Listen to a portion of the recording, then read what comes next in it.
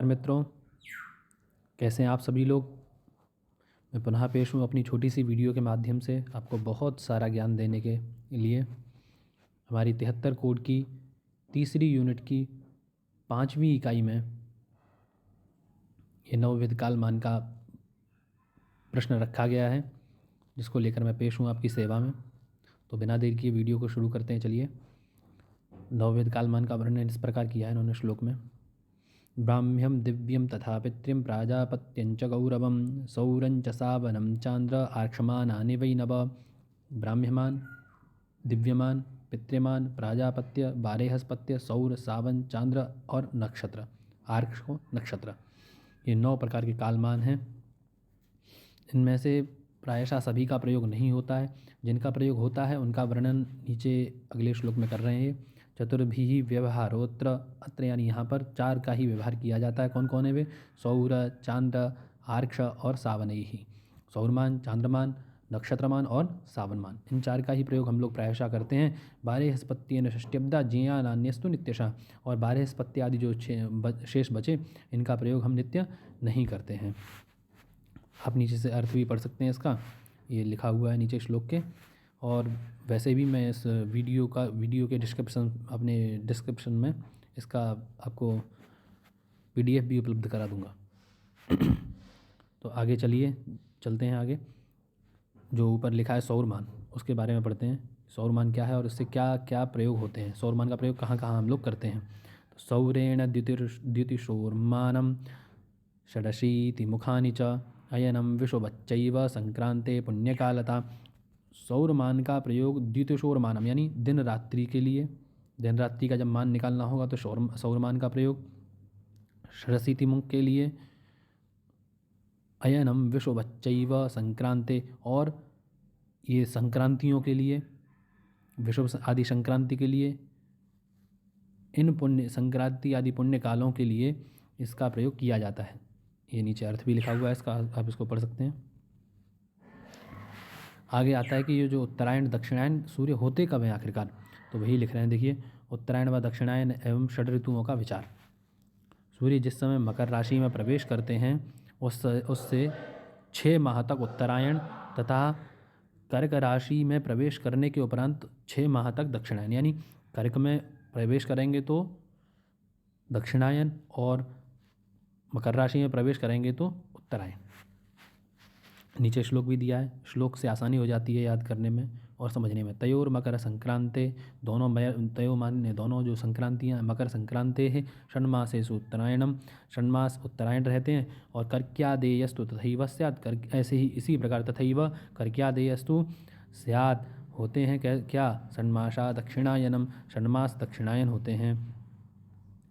आगे चलते हैं। देखिए, जो सूर्य जो हम सौरमान को पढ़ रहे हैं, क्योंकि तो ये भी जान लेना आवश्यक है हमारे लिए कि सूर्य एक वर्ष में 12 राशियों का भोग करता है।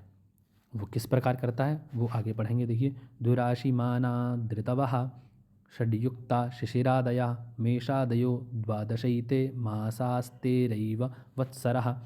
एक ऋतु का मान 2 राशियों के बराबर होता है। जैसे द्विराशिमान ऋतवः, जैसा कि ऊपर लिख रहे हैं, एक ऋतु का मान 2 राशियों के बराबर होता है। जैसे वसंत ऋतु, तो वसंत ऋतु मीन राशि और मेष राशि का भोग करती है वसंत ऋतु। आगे आती है ग्रीष्म ऋतु वृष और मिथुन राशि। आगे आती है वर्षा कर्क और सिंह राशि में सूर्य रहते हैं। शरद ऋतु में कन्या और तुला में सूर्य रहते हैं। और हेमंत ऋतु में वृश्चिक और धनु राशि में, और शिशिर ऋतु में मकर और कुंभ राशि में सूर्य रहते हैं। नीचे एक बार अर्थ को भी पढ़ लेते हैं। एक ऋतु का मान 2 राशियों के बराबर होता है, जैसा कि हम ऊपर पढ़ ही चुके हैं। मकर संक्रांति से शिशिर आदि ऋतु चक्र का आरंभ होता है। षड्युक्ता शिशिरादया, जो मकर संक्रांति जो कि आने वाली है अभी कुछ ही दिनों में, से शिशिर आदि ऋतु का चक्र आरंभ होता है, यानी शिशिर ऋतु यहाँ से शुरू हो जाएगी मकर संक्रांति के बाद से। तथा मेष संक्रांति से 12 सौर मासों का आरंभ होता है। जो सौर मान है हमारा, जो कि हम पढ़ रहे हैं सौर मान, इसमें जो सौर मास है, पहला मास सौर मासों का पहला मास, उसका आरंभ किस राशि से होता है? पूछ सकता है इसको भी कि किस राशि से 12 सौर मासों का आरंभ होता है। तो क्या कौन सी राशि बताएंगे फ्रेंड्स? मीन राशि से। आगे चलिए, ये तो पूरा हुआ हमारा। आगे चलते हैं नक्षत्रमान में। भचक्र भ्रमणम नित्यम नाक्षत्र दिनमुच्यते नाक्षत्र नामना मासास्तु जेया पर्वांतयोगतः। भचक्र भ्रमण यानी एक समय में नक्षत्र चक्र का जो भ्रमण पूरा होता है उसे भचक्र भ्रमण कहते हैं। उसी को नाक्षत्र दिन भी कहा जाता है। एक भचक्र के भ्रमण को, एक नक्षत्र के चक्र को घूमने में जितना समय लगता है उसी को नाक्षत्र दिन कहते हैं। नाक्षत्र नामना मासास्तु, और उन्हीं का जैसे कोई नक्षत्र चित्रा नक्षत्र जैसे समाप्त होता है, चित्रा नक्षत्र जब समाप्त होता है तो उसके अंत में उसी के नाम से चैत्र मास शुरू होता है। पूर्वा भाद्रपद नक्षत्र समाप्त होता है तो उससे भाद्रपद मास शुरू होता है। तो इसी प्रकार ये जो मासों के नाम हैं, चैत्र, वैशाख, विशाखा से वैशाख, ये सब नक्षत्र मान से लिए जाते हैं। देखिए अर्थ को पढ़ते हैं। अर्थ में क्या लिखा हुआ है। जितने समय में नक्षत्र चक्र का एक भ्रमण पूरा होता है उसे नक्षत्र दिन कहते हैं। पूर्णिमा के अंत में चंद्रमा जिस नक्षत्र में, देखिए हम बता रहे थे ना, पूर्णिमा यानी पूर्णिमा के अंत में चंद्रमा जिस नक्षत्र का होता है उसी के नाम पर मासों का नाम होता है।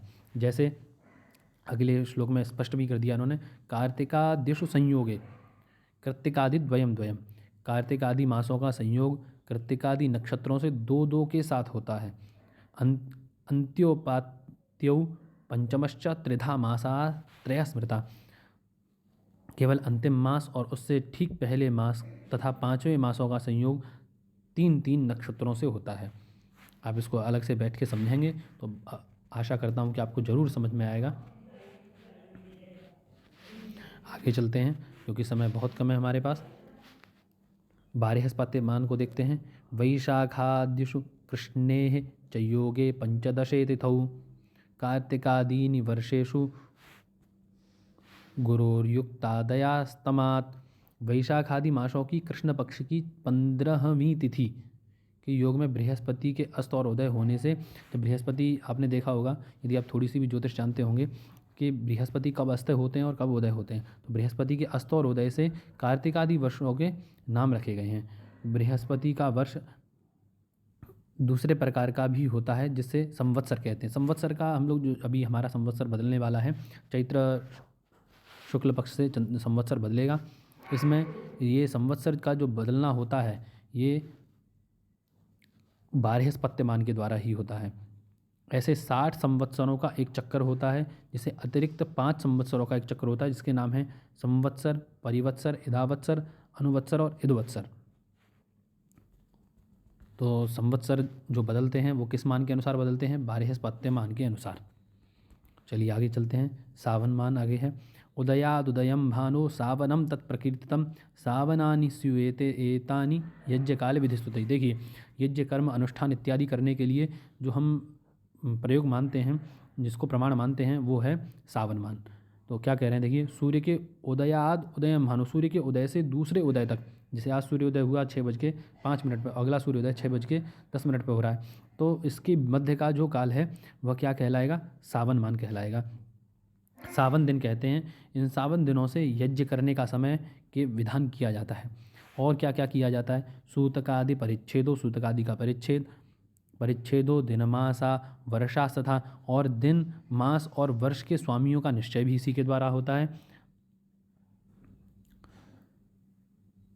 भण्यमाग्रह भुक्तिश्च सावनेन प्रकृति, और ग्रहों की भुक्ति की गणना, जैसे कौन ग्रह कितने समय रहेगा, कितने काल तक रहेगा, इसकी भी गणना इसी मान के, सावन मान के अनुसार होती है।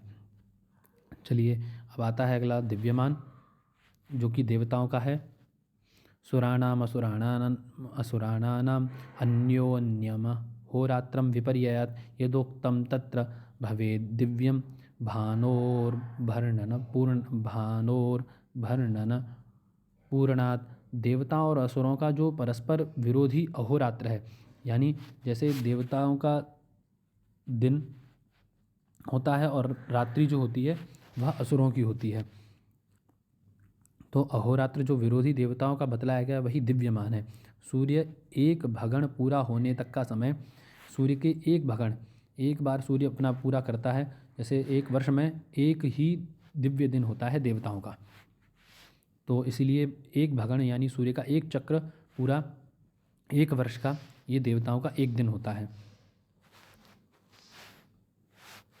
आगे चलते हैं प्राजापत्यमान में, इसी को ब्राह्म्यमान भी कहते हैं। मनवंतर व्यवस्था च प्राजापत्यम उदाहृतम। देखिए जो मनवंतरों की व्यवस्था है, इस समय वैवस्वत नाम का मनवंतर है। पूछ भी लेते हैं कि कौन सा मनवंतर इस समय चल रहा है। मनवंतर व्यवस्था च प्राजापत्यम उदाहृतम। मनवंतर की जो व्यवस्था है वह प्रजापत्यमान के द्वारा कही गई है। तत्र द्युनिशोच्छेदा ब्राह्मम कल्पम प्रकीर्तितम। मनवंतर की व्यवस्था प्राजापत्यमान का उदाहरण है, जहाँ दिन और रात का कोई भेद नहीं है। कल्प ब्राह्म्यमान कहलाता है, एक कल्प भी एक ब्राह्म का मान कहलाता है। यहाँ पर कोई भी दिन रात की व्यवस्था नहीं होती। आगे कह रहे हैं युगानाम सप्ततिसैका मनवंतरमिहोच्यते कृताब्द संख्या तस्यांते संधि प्रोक्ता जलाप्लवः। 71 महायुगों का एक मनवंतर होता है। कितने महायुगों का एक मनवंतर होता है जी? 71 महायुगों का एक मनवंतर होता है। एक मनवंतर होता है जिसके अंत में सतयुग के समान संध्या होती है, और संध्या में जल प्लवन यानी सारी पृथ्वी, मतलब सारा विश्व, ये जो हमारी व्यवस्था है, जो सारी पृथ्वी है, ये जलमग्न हो जाती है, जलप्लव हो जाती है। ससंधस्तेन मनवा कल्पे ज्ञेयाश्चतुर्दश कृत प्रमाण कल्पादो संधि 15 स्मृता। संधि सहित 14 मनवंतरों का एक कल्प और 14 मनवंतर और 15 सतयुग के समान संध्याएं हुई। अब देखिए सौर वर्ष के अनुसार कितने दिन होते हैं, कितने दिन होते हैं, और सौर वर्ष के अनुसार कितने क्या होते हैं, ये हम बताएंगे आपको। एक सौर वर्ष में 360 सौर दिन होते हैं, ये जरूर पूछता है, हर बार एक ना एक प्रश्न इसमें से आता ही है। सौर वर्ष के अनुसार 360 सौर दिन होते हैं। सौर वर्ष में 365 सावन दिन होते हैं। एक सौर वर्ष में 360 सौर दिन और 365 सावन दिन।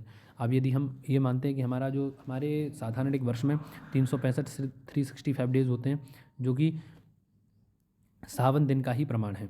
सौर वर्ष हम लोग मानते हैं जिसमें सावन दिन, इसीलिए मैंने कहा था आपसे कि हम नीचे वाले जो 4 हैं, आदि वाले जो 4 हैं, उन्हीं को हम लोग मानते हैं। क्यों? क्योंकि 365 दिन की हमारी ये वर्ष होती है पूरी। आगे चलते हैं चांद्र वर्ष पर। ये चांद्र जो है 354 दिन के सावन दिन होते हैं चांद्र वर्ष में, और नक्षत्र में 361 दिन के 361 डेज़ का नक्षत्र वर्ष होता है। तो ये थी आज की हमारी वीडियो। आप इसको ज़रूर तैयार करें, अवश्य ही एक ना एक प्रश्न आएगा, ऐसा आशा करता हूँ मैं आपसे। धन्यवाद देखने के लिए। चैनल को वीडियो यदि अच्छा लगा हो तो चैनल को लाइक करें, वीडियो को लाइक अवश्य करें, चैनल को सब्सक्राइब कर दें। धन्यवाद।